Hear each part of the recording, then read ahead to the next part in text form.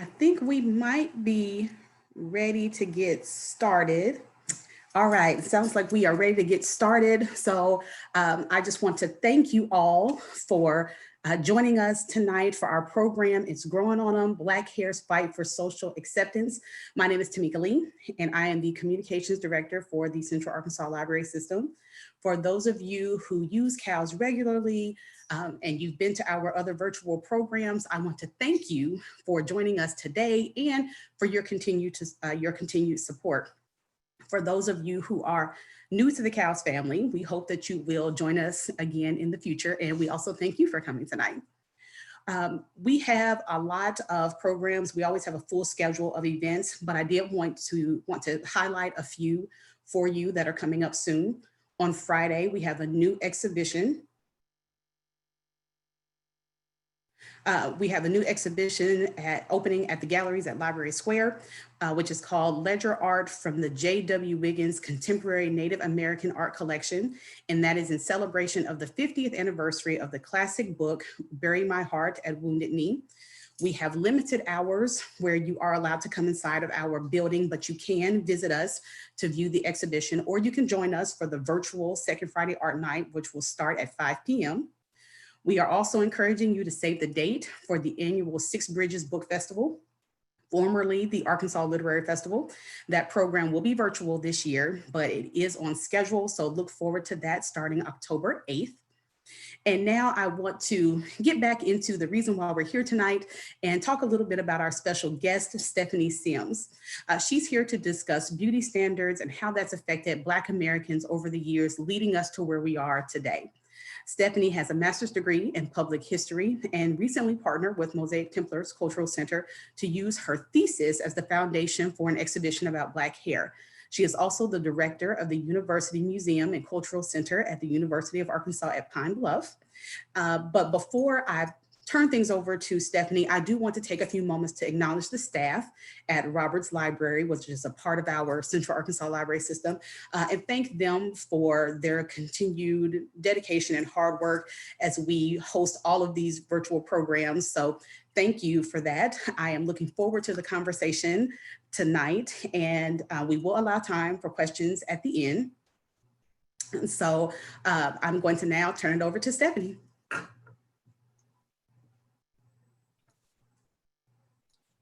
Hello, everyone. I hope everyone is doing great. Thanks again, Kels, for inviting me and to do this topic. I'm so excited. I'm just hoping that everybody is relaxed just like I am. It is after 7 o'clock, so we're going to have a good time having this discussion. And if you have any questions, please put them in the chat. Someone will definitely answer them for you, including myself. So let's get started. And I ask that everyone be patient with me. Again, it is after 7 o'clock. Thanks again, Tamika, for that great introduction.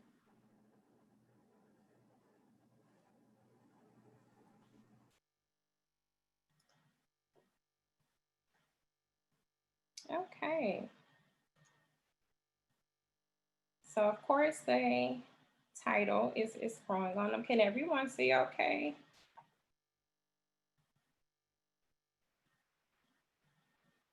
Awesome. Okay, it's Growing on Them, Black Hair's Fight for Social Acceptance. So the concerns surrounding the representation of beauty and hair's place in the genre were conveyed in the early decades of the 20th century. For many years, African Americans suffered from poor depictions of themselves through various media sources of its era. Hair has become African Americans' struggle to define who they are in corporate America and in its own culture. The history behind Black hair's fight for social acceptance is examined through a national point and its impact on smaller communities. This discussion addresses a few stigmas associated with the natural hair in African American culture and its growth in society through the years. Today, natural hair has become so versatile that it's featured on mainstream television and in the boardroom. However, it continues to be identified as political and militant. So here I have a few photographs, just as you can tell, they are a little dated. So they are going back to the early 50s, some of it the 40s.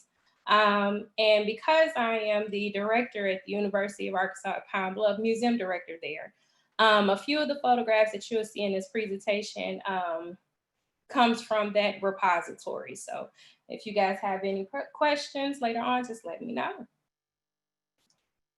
Okay, so we'll be talking about the rise of beauty empire, pioneers, Black is beautiful, good or bad hair, a new aesthetic, and are we keeping it 100? So rise of the beauty pioneers. As the quest for social and economic mobility continued, hair became a means by which many would build their fortunes. Annie Malone Poro Company and Madam C.J. Walker's Manufacturing Company were not the first to venture into Black beauty culture, but are perfect models to illustrate how Black hair cultivated their renowned success. So I'm sure there's a lot of people who have gotten the opportunity to see the most recent movie that depicted Madam C.J. Walker's life. It was titled Self-Made, and it was a limited series that was featured on Netflix. And I believe that series actually brought off a lot of questions. You know, some of the main things was everyone heard about Madam C.J. Walker, and some of the things that a lot of people thought they knew about her was that she was the inventor of the straightening comb, which was not true. She actually assisted with creating a technique, a better technique on how to use the actual hot comb. So her rise to fame, she was actually an employee of Annie Malone Turbo. And she actually, if you have seen the series, you learn that she actually fabricated her formula based off of Annie Malone's formula. So Madam C.J. Walker actually got her background in the business and in the industry through the Poro College.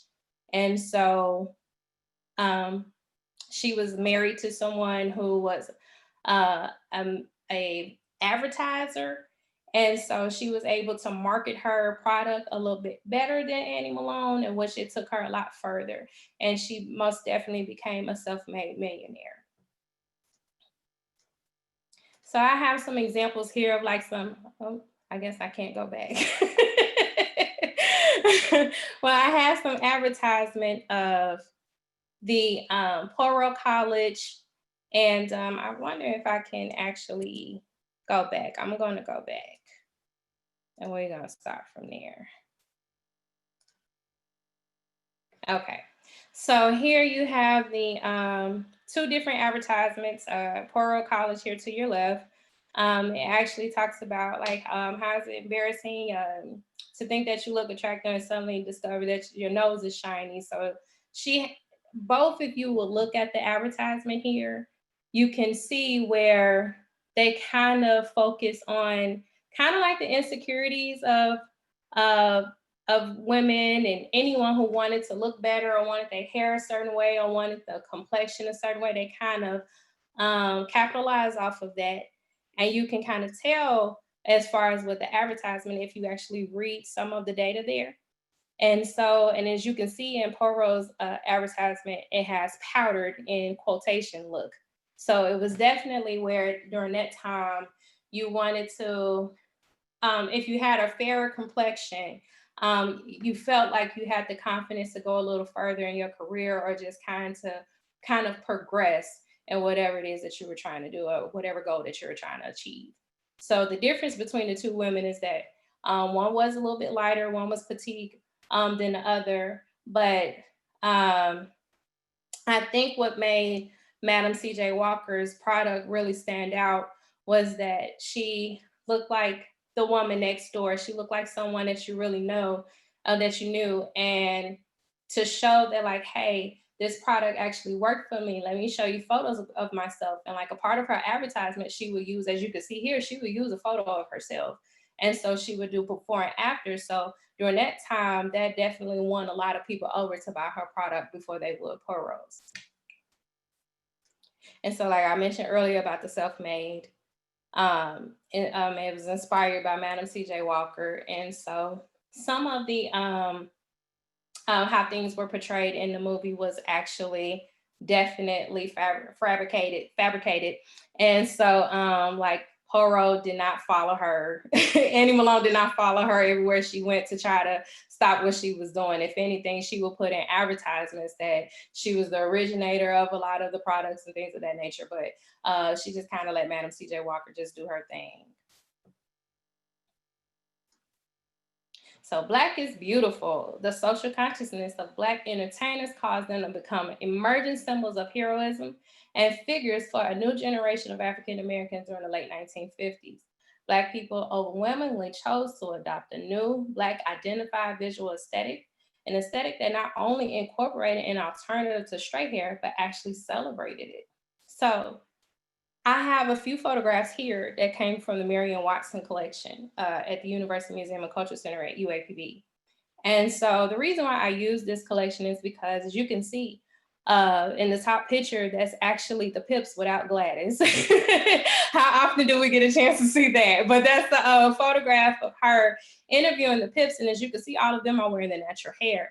And the photograph below, I'm sure you can see the one person that definitely stands out, which is Richard Pryor. As we know, he's always worn his natural hair. And we have singer Billy Paul there, and we also have a radio personality, Keith Alexander. And so they definitely celebrated that hair. And during this time, what you will notice in the presentation is that we kind of had different phases because we definitely suffer with a lot of beauty identity, whether if we should straighten our hair or if we should wear it the way it is. It just kind of went back and forth, and you would definitely see that. So like right now, we're like in the 1950s, we're in that era, and we're celebrating the natural hair. So here I have like an advertisement here, My Black is Beautiful, which is a current advertisement. So what I was saying earlier about how we just kind of go through different phases, we kind of just kind of circle back around to a lot of the same things. Be yourself, everyone else is already taken. My Black is Beautiful is a current, more recent campaign. But here at the top right corner, you have members of the Black Panther Party who's throwing up their fists and they're wearing their natural hair. And down at the bottom, you have my daughter there. When she was about 7, she's 13 now, so she would actually be upset if she knew that this picture is on here. She's wearing her afro, so it just goes to show that it goes in different, it kind of repeats itself. History definitely repeats itself.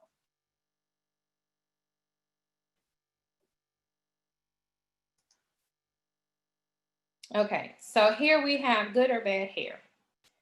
So this, I don't know if anyone recognized the image at the very top. It's the Good or Bad Hair musical scene from the movie School Days. That's actually one of my favorite movies. It was directed and produced by Spike Lee. And this scene was where you had women who were had lighter, fair skin, versus women who had darker skin and they had kinkier hair. And so the whole thing was they were kind of like at odds because one felt like they looked better than the other, they had better conditioned hair than the other.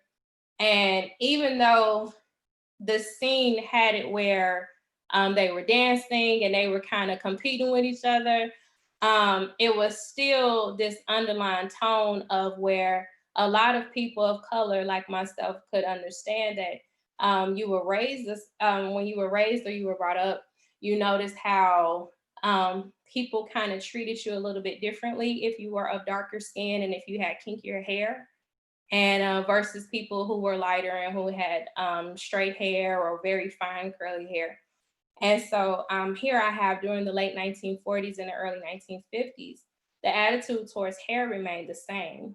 Good and bad hair continued to be a part of the African American vocabulary, and images continued to make an impact on communities. Not only were women trying to conform to beauty standards, men were just as aware and interested to conform. So let's go back and we think about when we talked about the beauty pioneers. So you have these women who are pretty much capitalizing off of beauty insecurities. So initial advertisement that you see in the 1920s, 1930s are women of fair skin, and they have their hair pressed in like finger waves. I don't know if you guys can maybe think about the Great Gatsby, how everyone looked there. So most of the advertisement was like that. And so in order to think I'm beautiful or I look awesome, I look great, you feel like that you had to lighten your skin. So during this time, you had so many people that were purchasing skin lightening cream, and they had advertisements that promoted that. There was so many different products out there to make you feel beautiful that people just kind of got lost in their identity and really not appreciating who they are. So here you have this good and bad hair. Everyone wants their hair straightened because they want to be liked. They want to feel that they are part of the beauty crowd. And so this is something that keeps reoccurring. And I think as of lately, people are turning the narrative over and saying all hair is good hair. So, but at this time, you had good hair was really determined based on your texture. A lot of times it was based on how straight it was, and or either how soft your curls were. But that was the difference between good and bad hair. Bad hair at that time was considered the really coarse and kinky hair. Like my hair will be considered as bad hair at that time. But now we have taken on that narrative and kind of turned it around to where our hair is good hair. But this is something that a lot of people actually struggle with, and some people still do. And this was a big deal, especially when you're going on to try to, during this time, like in the 1940s and 50s, there was a lot of women that felt like, I want to be married, or I want a family, so I'm going to straighten my hair. I'm going to wear my makeup like this and all of that. You'd be surprised where a lot of African-American women have to consider so much for a simple task that other people take advantage of and take for granted. So that's actually where this area stems from. So. Is everyone following me okay, Tamika? I'm good.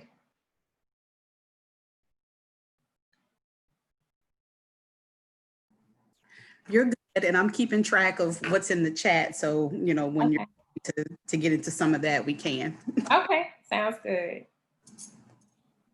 And I'm not sure, can you see me? I know I can only see my screen, but I don't know if you can see my video or not. Yeah, we can see you. Awesome, okay.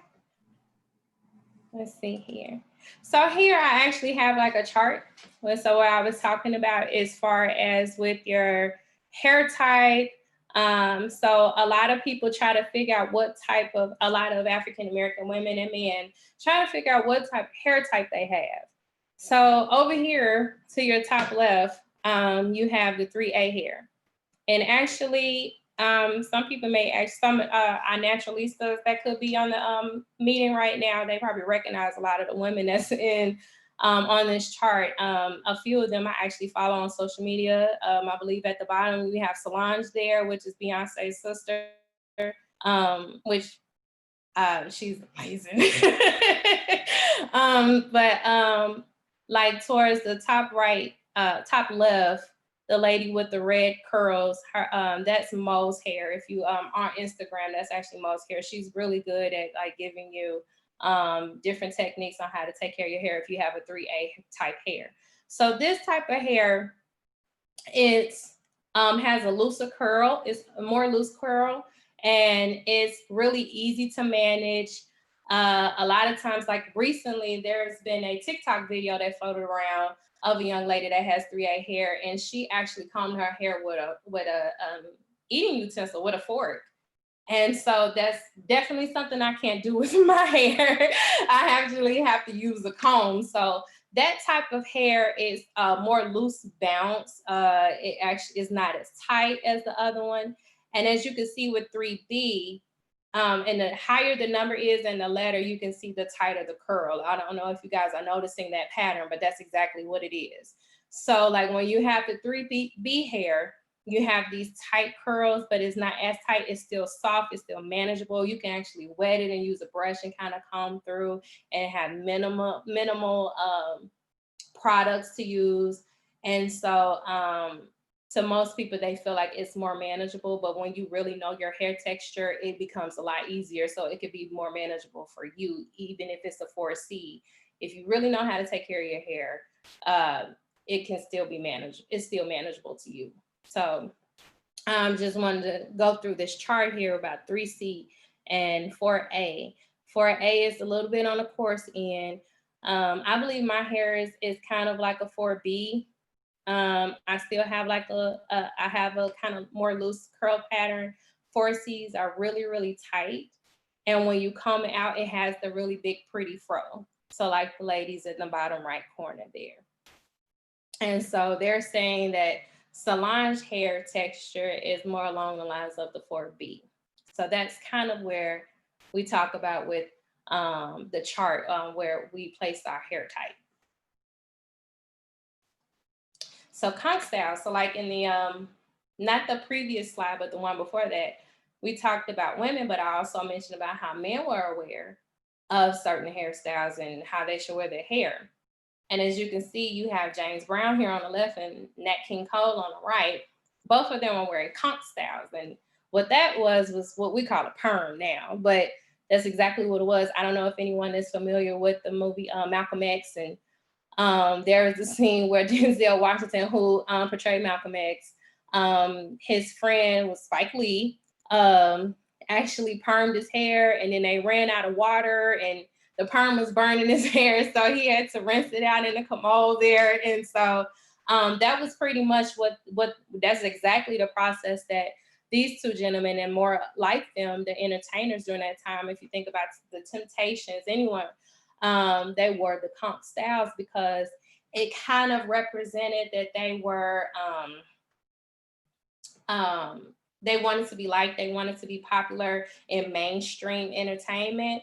And so they conformed to that beauty standard that straightening my hair will get me this position or make me successful, or I gain this amount of success if I do this. So it was not until in the late 60s and 70s where you had, I think around like 1967, that's when James Brown came out with I'm Black and I'm Proud.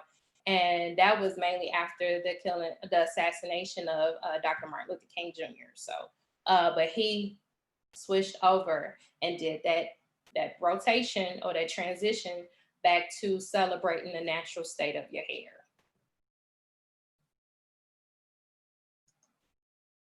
So a new aesthetic. So here, have a photograph of Bo Derek.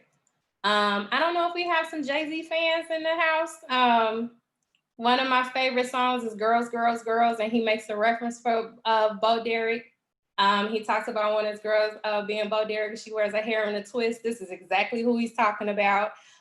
This hairstyle actually came from the movie 10. And she played the role of Samantha Taylor, and she was walking along the beach, and she had these cornrows in her hair with the beads on the end. And I believe this movie was directed and released in 1979. So around this time, actually, about 3 years prior, or more, maybe about between 3 or 4 years prior, actress Cicely Tyson wore her hair in cornrows on the cover of Jet magazine. And she actually received so much, it was a big controversy from the African-American community. They felt like she should have straightened her hair or did something different for the cover. But when Bo Derek wears the braids in this movie, she's praised for it. So after the movie was deemed popular, mainstream media rebranded her cornrows as Bo braids. This situation is a perfect example of cultural appropriation. African-American actress Cicely Tyson was known for her cornrows from various movie roles. With the choice of styling her hair in such a way, it was still not good enough to be signified as pride in her heritage and beautiful. Tyson recalled in Jet magazine how the harshest critics of the braids and cornrows that she wore on her CBS series were from other Black people who were irate. And this is actually, she said, who were irate because they felt that I was portraying a negative image of the Black woman. And this is actually her quote, Cicely Tyson quote, that was in a CBS series that she actually said that. So when you take this situation, it kind of mirrors something else. I love Kanye West. I'm a huge fan of Kanye West. I know he's going through something, but I'm a fan of his music. His wife, Kim Kardashian, was actually wore cornrows, and her sisters, and also the boxer Ronda Rousey, started wearing braids, and they rebranded cornrows to boxer braids. So this is a very touchy subject for a lot of Black women, because in a lot of cases, we will wear our hair in cornrows, we will wear them in dreadlocks and things of that nature. And sometimes we are deemed where our hair looks unkempt, or we are being militant. And where you have someone who is not African American is celebrated for it. And they actually rebranded after this person. And they put us in a really bad space. And so, as you can see here, this is actually one of the photographs of Cicely Tyson that she posed in Jet magazine in 1973. And so you have another photograph of Bo Derek here on the side. And then at the very top is the photograph of Kim Kardashian. So I'm just kind of showing you how we kind of, history just repeats itself.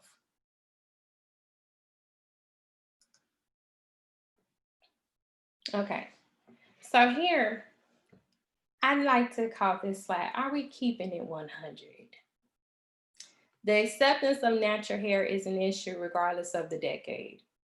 Black hair and its impact is a topic that has crossed over into mainstream America. Even though Black hair has made its way to mainstream media, natural hair continues to question whether it's acceptable for professional development or if it's deemed presentable in the Black community. So I decided to call this Are We Keeping It 100? Because that's the vernacular for, like, are we being honest? Are we really being honest about the topic? Are we being true to ourselves, and are we speaking our truth right now? So we've, since 2000 up until now, we've had a lot of different transitions. So like you have people who are straightening their hair, and then during the recession of 2008, you had people who were letting go of the relaxers because, for one, it was just too much, because I believe a box of olive oil perm, that's what I used to use, I'm just using that as an example, a box of olive oil perm was about $12. And so, and this is something, a maintenance that you would do to your hair at least every 6 weeks or more. Don't beat me up if a lot of people waited longer than that. I couldn't, so during that time, but I was straight getting my hair straightened with the with perms at every about 6 weeks.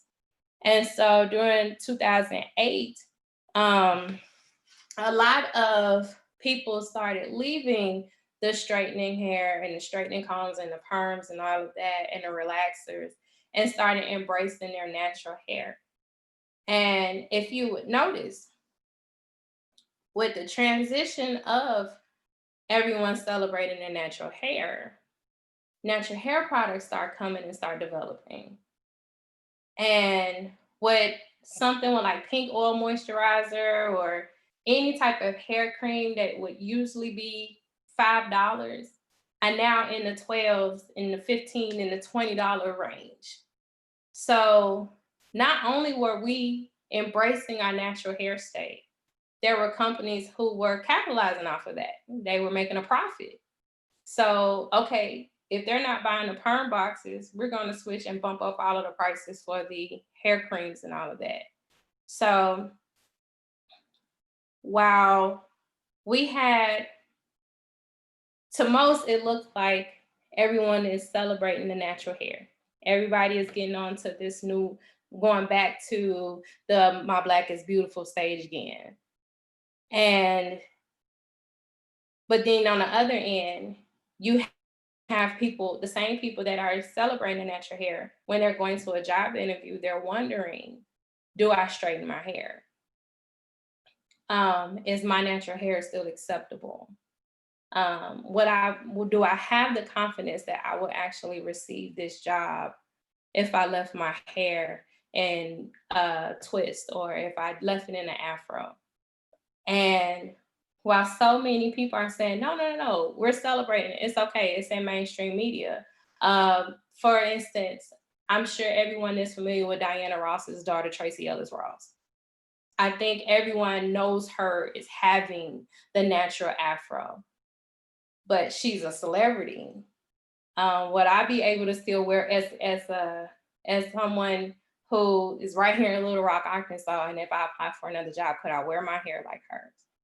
And so, are we really being honest with ourselves that this is something that is acceptable all the way around? And in a lot of cases, a lot of people don't feel like it is. For instance, there was an incident. There's a number of incidents, but I'm just going to name a few. One of them was a student in New Jersey. He was an African-American student.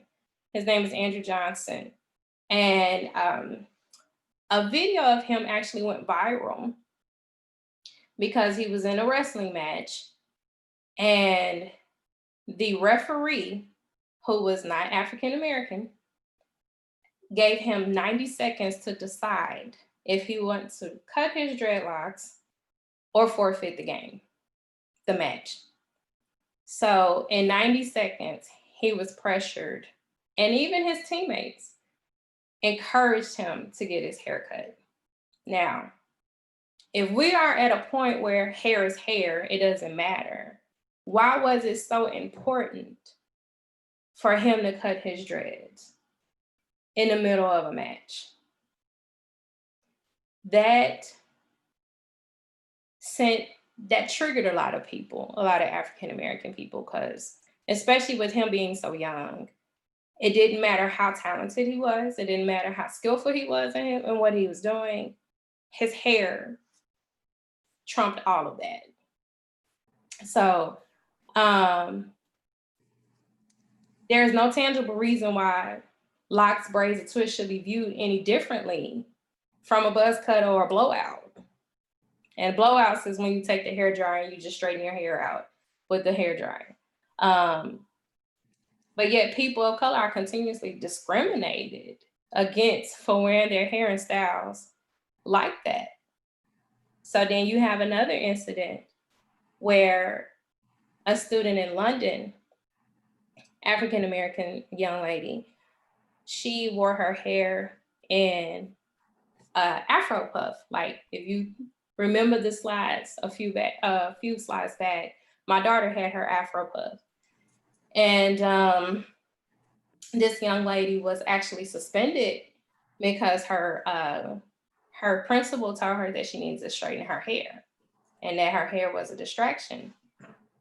So she, of course, told her parents, and she returned back to school the way her hair was, and she was suspended. Well, this was back in 2016. So after that, someone made it aware about the incident and put it online, and they created the hashtag support the puff. So there is, if you go onto that hashtag, you will see a lot of women, professional women, and a lot of African-American women that's just in the corporate America. They wore their afro, or they wore an afro puff, or they did the high ponytail puff. They supported this young lady all over the world. So let's see here.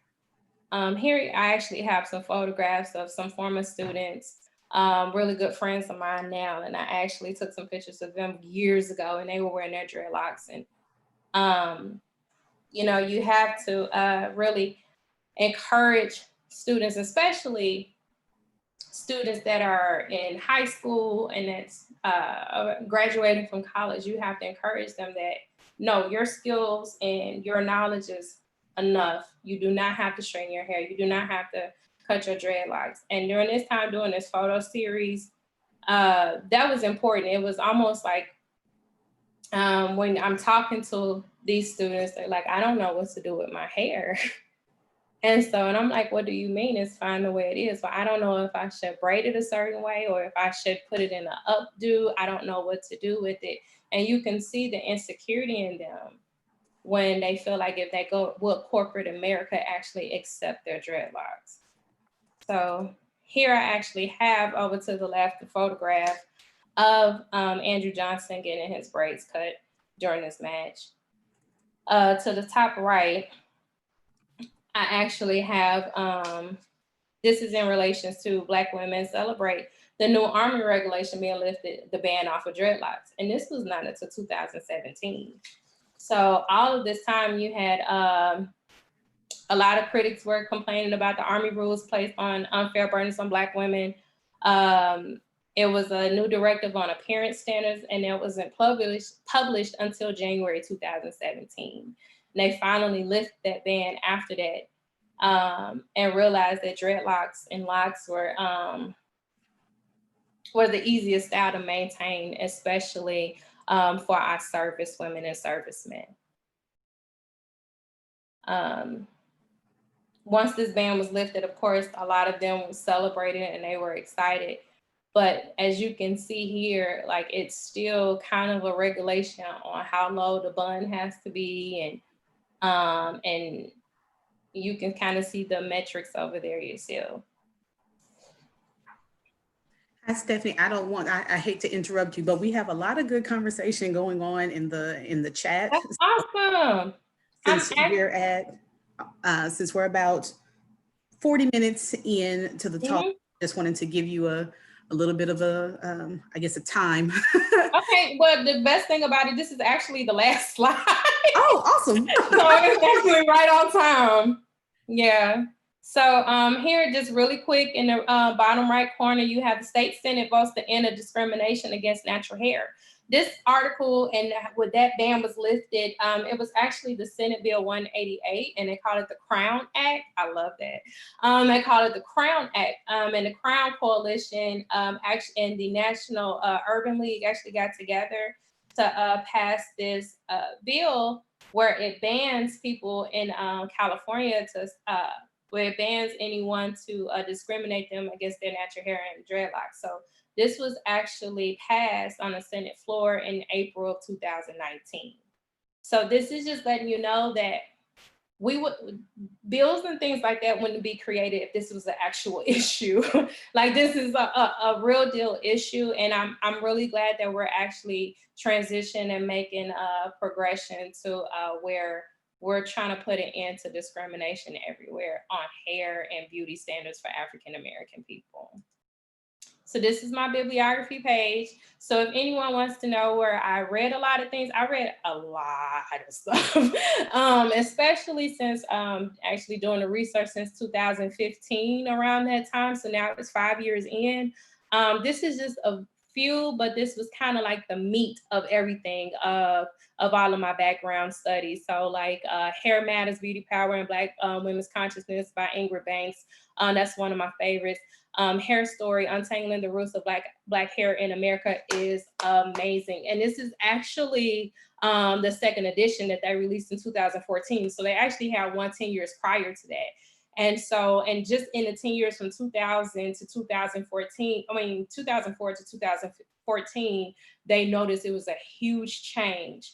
So if you guys are interested in any more literature, things of that nature, this is the bibliography page. And that is the end of the presentation. And I am so open to questions. I am ready.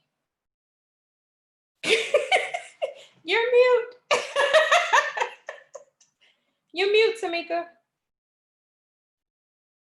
I muted myself. Yeah. All right. So people have been asking about men versus women. I know you touched on this a bit when you mentioned the conch. Yeah. So do you have any more insight as far as how men were treated with their natural hair versus women? Okay, so like as far as with the industry, especially music industry or anything about entertainment industry, they definitely had to meet a certain standard because during that time you have to keep in mind that a lot of things in order to cross over into the mainstream, they had a lot of it was more of the white owners and producers and music act high, you know, the recruiters and things of that nature. So that was predominantly a white industry. So in order to cross over, they definitely did the comps and things of that nature. And it wasn't until they actually got really prominent in the white and the Black community where they started kind of creating their own labels and making a name for themselves. And then they could really actually be themselves. And the crazy thing is that's actually happening today. And even now, there are still entertainers who switch over to the comp style, like Chris Brown, Miguel. When you think of that, Young Jock, who's the rapper, they all perm their hairs and they wearing it a certain way. And at first we were like, whoa, but that's actually something that was happening back in the late 50s and 60s. But like even now, you still have a lot of men who are also in a position where they're trying to figure out if they should cut their dreadlocks or if they shouldn't grow their hair out too long and wear it in a ponytail or a man bun. Like they have a lot of those different insecurities as well. So they actually go through it as well. And then I've seen some people say that, you know, they love their natural hair and they just want to know about um, different hairstyles. How can it be worn on a professional level? And I actually don't mind talking about that too. Okay. The very first thing I'm going to say, and I'll be the one to say it, your hair is already professional. So it does not matter how you want to wear it. You are the person. Your hair does not deem who you are. Now, it's an expression of you, but it is not who you are. So if you want to wear your hair in a high bun, if you want to wear it in beautiful curls all the way out to here, that's still professional. And so what we have to get, this whole discussion is really trying to get people in corporate America to understand that, hey, if she can wear her hair in curls and she's non-Black, why can't I wear my hair in curls? Why am I under so much pressure? Or why am I discriminated against the way my hair looks? My hair is literally just growing out of my scalp. Why is that an issue? Why do I have to put so much more maintenance into that? So regardless of how you wear your hair, it is definitely professional. It's what you're comfortable with. I think it's just one of those things of how you feel. So that's definitely something where you have to be secure in yourself. And I know there's been some debate about if your hair is actually natural, if you do add colors to it. Mm-hmm. There is a question about Black women using, you know, coloring their hair, wearing false hair. Is there anything in your reading that, you know, speaks to that, why we may do some of those things? So actually, when I stated that last subject where I had, are we keeping it 100? That was, excuse me, that was initially called the divided decade. And the reason why it was called that is because you have one group of people who are celebrating their natural hair, then you have another group of people that's buying bundles and doing installation and all of that. But at the same time, just because you're buying weaves or extensions and things of that nature does not mean you don't appreciate your hair. Like myself, I do a lot of protective styles. So what a protective style is you actually braid your own hair and then you do extensions on top of your braided hair, and it protects your real hair from damages. And like when you go outside, my favorite phrase is the wind to split your ends. So, that's why a lot of women do the protective style. So you can still wear your hair natural and you can still wear extensions and you're still considered your hair is still natural. As far as with the coloring, depending on the process, that's really what it's all about. It depends on the process of the coloring. Because now they have different natural products to where it's kind of like a little paste that you can, that's a colored paste and you can put it in your hair and it doesn't have a lot of chemicals. I think back in the 90s, a lot of people might remember how they used to do the Kool-Aid dye in their hair. Like they actually took the packs of Kool-Aid and they would put it in their hair to give it a tint. I did it too. So it all depends on what you do to your hair. Okay. So I have been seeing some questions about the different products that people would like to know about. So if there are any products that you use that you would recommend, let's see. And people are actually on here talking about different things that they use, like apple cider vinegar rinse. I've seen some the references to baking soda. And so like the lock method. So the lock method is LOC and that's lotion, oil, cream. So when you think of the lock method, so you lotion your hair with pink oil moisturizer. There's all kind of different moisturizing lotions that you can buy. I'm not a big fan of Cantu. I hope I don't make anybody mad. Actually, someone mentioned Cantu. They mentioned a lot of those products are now. Yeah, I'm not a big fan of Cantu. But it is the smell is awesome, but it doesn't do anything for my hair. And my hair is different. So like when you go back to the hair type chart, it may work better for a 4C or 4A hair. I mean a 3C 4A hair. But for me being a 4B, 4C, it doesn't really work for me. So like some products that I actually love to use, I love my Eco Style Gel. It's like amazing. I think God himself came down and made that. I love my Eco Style Gel. I love my Main Choice products, the Mielle brand at Mielle. That's amazing. That's being sold at Target. That's a really good brand. I used to use Carol's Daughter a lot, but I haven't really used them as much. But those are pretty much some of the products that I use. So there's also some talk about political statements, because of course we know at afros and some of those styles were just that.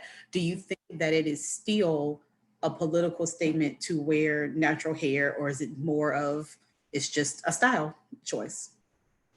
It depends. I think it's kind of a little bit of both. And keep in mind, everybody, this is just my opinion. I believe it can take a political stance because you can, like we had these previous insecurities about straightening our hair or things like that. And I keep bringing up on how we go to an interview because it's that important and it's that serious.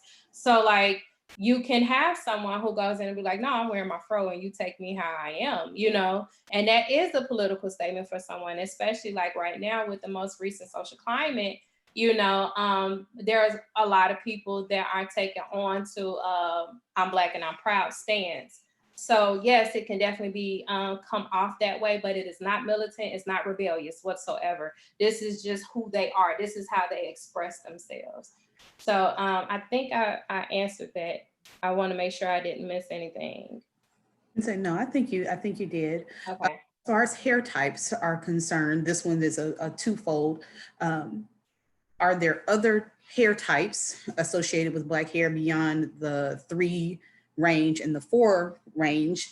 And how do you identify where you fall on that spectrum? Okay, so it's definitely different types of hair grade, but we kind of African American hair, and even with African American and a blend of African American and Caucasian hair, they go along the lines of the 3A, along in that line. And so like you find out where you stand in that grade based on your curl pattern. So sometimes if you wet your hair and if your curls are really, really tight, or you can, like, if you pull a piece of your hair and then you can see the wave pattern in your hair or how loose it is or how tight it is, that's how you realize where you fall in that scale. And something else that actually is a question for me, from me actually, as far as the colorism and a reference back to the good hair and bad hair when you were talking about that. Um, do you have any thoughts on how some of that is also received depending on like you said, the color of the person? So we know that you can be darker skinned and have hair that's looser, and you can skin and have hair that's tighter. Is there anything in your readings that's talked about how that is actually received differently? Like if tight hair is better received if it is on a lighter skinned person. Does that make sense? Yes. It makes perfect sense. Oh, we're getting into it. Yeah. So as far as women with lighter skin, is more it is more acceptable if their hair is tighter or whatnot. If you think about the original the Pantene commercials when they started doing the brand for women of color, and it was like in the bronze bottle, and they started doing those advertisements. You had a lighter Black woman who had the really long, loose curls, and you had a woman who was of darker skin, and her hair was really, really tight curls and a big giant afro. So it kind of lets you know that in mainstream and even in marketing and advertisement, they had it that way for a reason. They even if they did switch the hair texture type, I think it's more mainstream is more acceptable to it being on the lighter woman than the darker one. I'm scanning for more questions.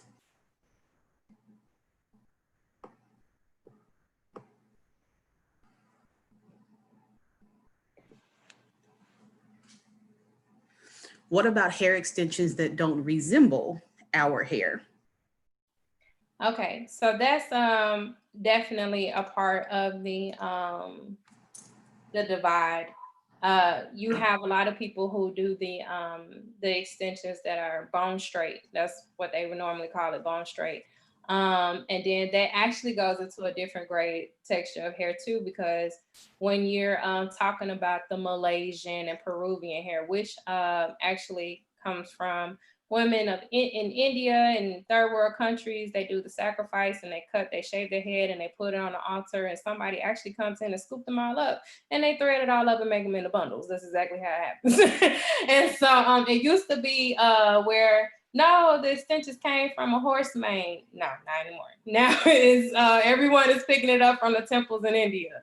And so that grade of hair, when it actually initially started, they were saying that was considered 5A hair. So when you have the A in front of it, you know that it's a looser pattern, a more loose pattern. And so then as the grades got greater, the straighter the hair and the thicker the hair, it became 6A. Then it became 7A hair. So that was letting you know if you got a bundle of 7A hair, that was supposed to be the best of the best hair. So you had a lot of people that bought this hair because, for one, you can achieve long length hair instantly. But that's also like how when you go back to Madam C.J. Walker and Annie Malone, they kind of prioritize and capitalize off of insecurities. So it's the same thing with these people that's selling the bundles of hair. They're selling bundles for about $200 a bundle or more, and just so people can install them in their hair. So that's definitely something where there's a divide. You have a group of people who want the bone straight hair done, they perm their hair all the time and they wear the bundles and extensions, and then you have other people who actually just support their own hair. There's also a comment about hair dyes and straighteners being linked to higher cancer risk, Yeah. especially for Black women. Have you heard Yeah, about that? absolutely. So especially like when you have relaxers and perms and stuff, that actually develops fibroids in a lot of African American women. And so, like the one thing that we were actually taught growing up is when you do become an expectant mother, that you're not supposed to perm your hair. So that was one thing that you could not do. And but we were still getting our hair permed, and some people got their first perm before they were 10. And so that once people start realizing that fibroids and a lot of health issues, fertility health issues in women was actually related back to these chemicals and all of that, I believe a lot of women started thankfully getting away from that. But you still have some that do it. But yes, it's definitely linked to that. So, who determined the grades of hair? I'm not exactly sure on that. Okay. When it comes to transitioning, big chop versus protective styles, two strands, twist, etc., how often do we need to trim our ends? Well, I guess that's two questions. Okay, so as far as with, and I'm not a hairstylist at all. So I'm just someone who did a lot of research, and also I went through the experience as well, still going through the experience. But as far as with trimming your hair, it's something that really depends on you. You have some people who just don't trim it at all and their hair still grows, because a lot of times people's hair definitely grows in dirt or just hair oils and things like that. Not saying that they don't wash their hair, but like some people hair just kind of grow that way. But then you have some people who actually get their ends clipped maybe every 6 to 8 weeks or something along that line. So it really depends on you. I know you just said that you're not a hairstylist. Yeah, I'm not. But we've had some more questions about using different products. So using bonnets versus wrapping your hair and using silk Okay. pillowcases. So as far as like with the hair bonnets and things of that nature, the bonnets kind of it's a convenience for a lot of people who don't have like the silk pillowcases. You have some people that buy silk pillowcases because they don't like having anything around their head, like it can give them a headache or things like that when they wake up in the morning because the elastic could be too tight. So the scarves and all of that, it definitely depends on the fabric that you're getting. You definitely don't want to use anything with wool, made of wool. I don't care if it's a wool blend. You do not, if you see wool, run. Leave it exactly where it is, because all of this will be gone. It will definitely be gone, and it'll be left on your unsilk pillow. So stay away from wool. Definitely you want to stick with anything with satin, silk along with that, like, because it's less harsh on your hair, it's soft on your hair. And when you have really tight curls, it can get caught in fibers. I'm sure everybody knows that when they wear like a head wrap or if they wear a hat or something like that, it can kind of get lost in those fabrics and get tangled in there. So get something that's satin and that's a soft fabric, and that'll work. So Stephanie, this for us is one of those programs that we like having because we are encouraging people to, have conversations about topics that could be uncomfortable for some, and we want to encourage building, empathy. Do you have any advice for having this kind of conversation? So, like, if you wanted to talk to your employer about, your natural hair and what may be acceptable, or if you wanted to have this conversation with some friends or coworkers, how do you think is the best way to start that conversation? First things first is this is for my employers and everyone who is not aware about Black hair. You have to be open to listen. That's the start. Be open to listen. Actually look at it as a clean new slate. Be willing to learn. Don't try to project what you think that they're trying to say or anything. Like, genuinely listen. It's definitely a topic that's needed because it's important, and it has hindered a lot of people in the African American community for a long time, to the point where we are a little insecure. It's not until recently everybody is like, you know what, bump this. I'm wearing my hair in the fro, or I'm wearing my hair in the curls, you know. But it's definitely something that needs to be taken into consideration, and to understand that this is a topic that's very important. Be willing to listen. So everyone forgive me, I have a guest here. I had to tell mine to stay in her room. So luckily, she's a teenager, so she was fine with that. And we have a dog too. Okay, Ethan. What? I want a dog, but I want to be like the dad of the dog. I don't want to take care of it.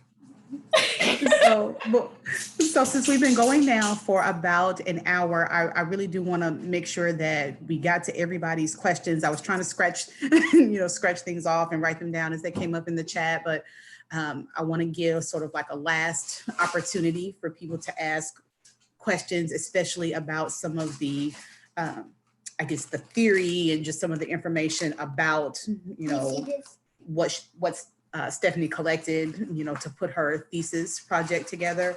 And Stephanie, I wanted to give you, an opportunity to also just kind of, say a last few words, if there's some, closing statements you want to make. Okay, I just want to say thanks for everyone that attended the discussion. This was a lot of fun, and Heather, thank you so much for inviting me. Tamika, I had a ball with you, and thank you so much, guys, for asking the questions. If you have any more questions, just let me know. You can find me on Facebook or anything like that. I'll be happy to talk with you guys. If you guys need help with just kind of getting that conversation started, I'm definitely here. Oh, and I meant to put the link for Stephanie's thesis in the chat.